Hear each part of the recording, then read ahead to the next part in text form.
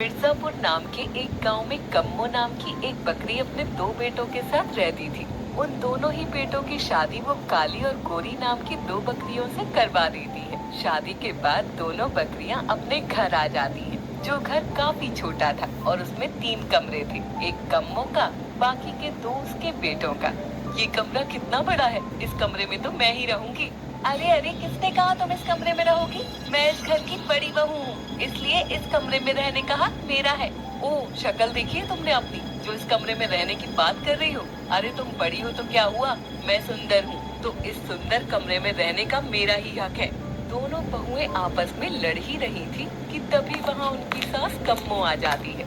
क्या बात है बहू, तुम दोनों आपस में लड़ रही हो? देखिए ना माँ जी, गोरी कह रही है कि वो इस सुंदर कमरे में रहेगी, जबकि मैं इस घर की बड़ी बहू हूँ, तो इस कमरे में रहने का मेरा अधिकार है। ना तुम इस कमरे में रहोगी ना गोरी, ये मेरा कमरा है, इसलिए तुम दोनों बाकी के कमरों में रहोगी। इतना कहकर कम्मो वहाँ से चली जाती है। हम दोनों तो बेवजह आपस में लड़ रहे थे। वैसे भी माँ जी इतने सुंदर कमरे में करेंगी क्या? बुढ़ापे में बुढ़िया को सुंदर कमरा चाहिए। ऐसे ही कुछ दिन गुजरते हैं। काली और गोरी दोनों बकरियां अपने ससुराल में नोक झोंक के साथ जी रही थी।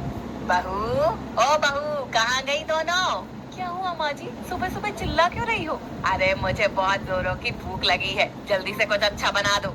माँ जी, आज मैंने दाल रोटी बनाई है, मैं अभी लेकर आती हूँ। मुझे दाल रोटी नहीं खानी, आज मुझे प्रिया नहीं खानी है। लेकिन माँ जी, मैं तो अभी अभी खाना बनाया है, अब दोबारा से बिरयानी कैसे बनाऊँ? हाथों से और कैसे? जल्दी जाओ और मेरे लिए खाना बनाओ। ऐसा लग रहा है जैसे मैं इस घर की बहू नहीं, नौकरानी हूँ। काली किचन में कम्मो के लिए बिरयानी बनाने लगती है। तभी कम्मो एक बार फिर से गोरी को आवाज देती है। गोरी बहू, गोरी बहू, कहाँ मर गई? क्या हुआ माँ जी, ऐसी क्यों आवाज लगा रही हो? आज मेरे पैरों में बहुत दर्द है, जल्दी से मेरे पैर दबा दे। जब देखो तब यहाँ वहाँ घूमती रहती हो तो पैरों में दर्द होगा ही ना। मुझसे जुबान चलाएगी तो तेरी ये कैंची जैसी जुबान काट दूंगी। चुपचाप जो कहा है वो कर। ये बुढ़िया जब देखो तब मेरा जीना हराम कर देती है। हे भगवान, इसे उठा ले। अचानक कम्मो की तबीयत बहुत खराब हो जाती है। क्या हुआ माँ जी? लगता है भगवान ने बहुत जल्दी सुन ली। मेरी तबीयत बहुत खराब हो रही है, लगता है मैं नहीं बच पाऊंगी। तभी काली भी वहाँ भागती हुई आती है। बहू, लगता है अब मैं नहीं बच पाऊंगी। मरने से पहले मैं तुम दोनों को कुछ बताना चाहती हूँ।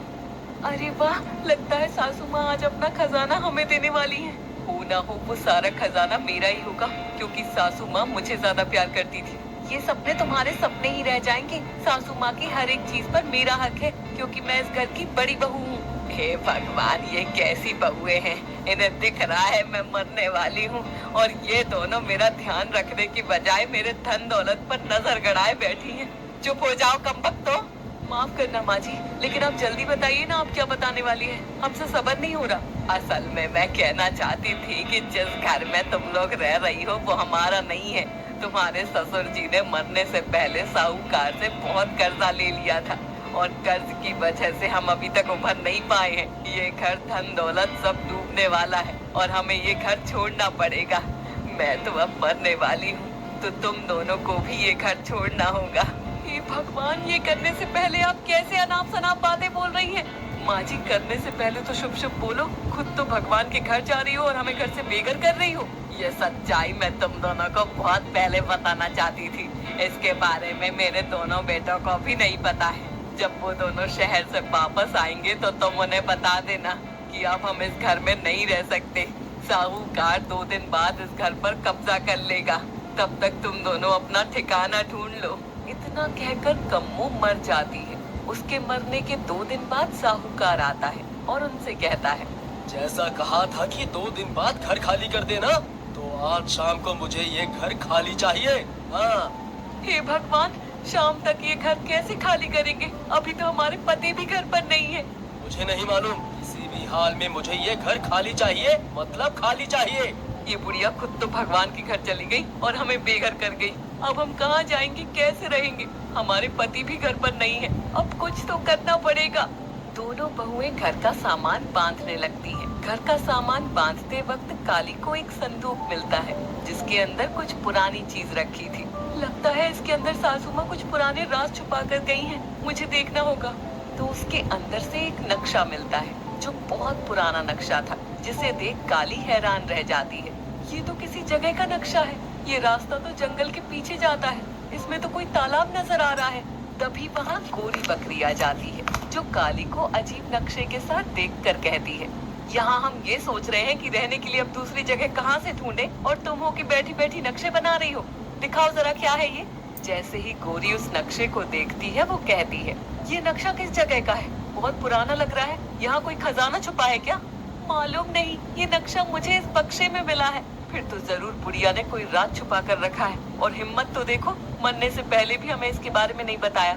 अच्छी बात तो ये है कि हमें अब इसका पता चल गया है और हमें इस खजाने को ढूंढना पड़ेगा। लेकिन ये खजाना किसी तालाब के रास्ते पर जा रहा है।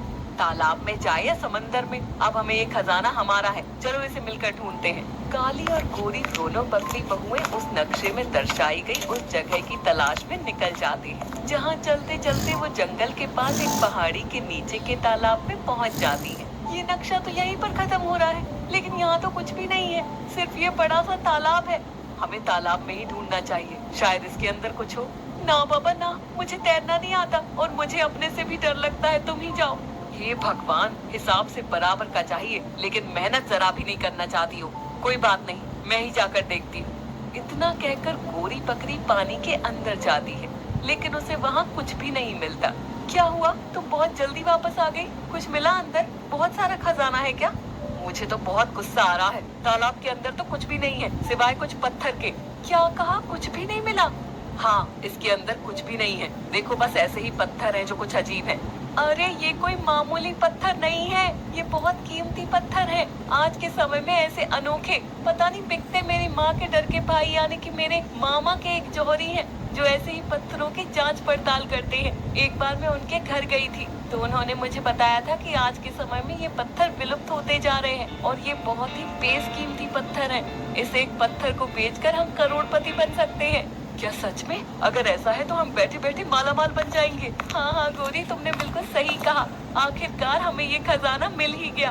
अब हमें कहीं जाने की जरूरत नहीं है, ना ही हमें कोई और घर खरीदने की जरूरत है। अब हम यहीं रहेंगे। हाँ, तुम सही कह रही हो। मुझे भी ये जगह बहुत पसंद आई है और इस तालाब के नीचे खजाना है, तो हम इस तालाब के पास ही घर बनाकर रहते हैं। एक शानदार और आलीशान घर। भले ही हम दोनों आपस में कितनी भी लड़ती झगड़ती रहें, लेकिन पैसों के मामले में हम दोनों की सोच बिल्कुल एक जैसी है। ऐसा करते हैं, आप हमारे पतियों को यहाँ पर बुला लेते हैं और इसके बारे में बताते हैं। वो इन्हें बेचने में हमारी मदद जरूर। गोरी और काली वापस अपने पुराने घर में जाते हैं, जहाँ जाकर वो अपने पति को पूरी दास्तान बताते हैं। ये सुन वो दोनों भी हैरान रह जाती है।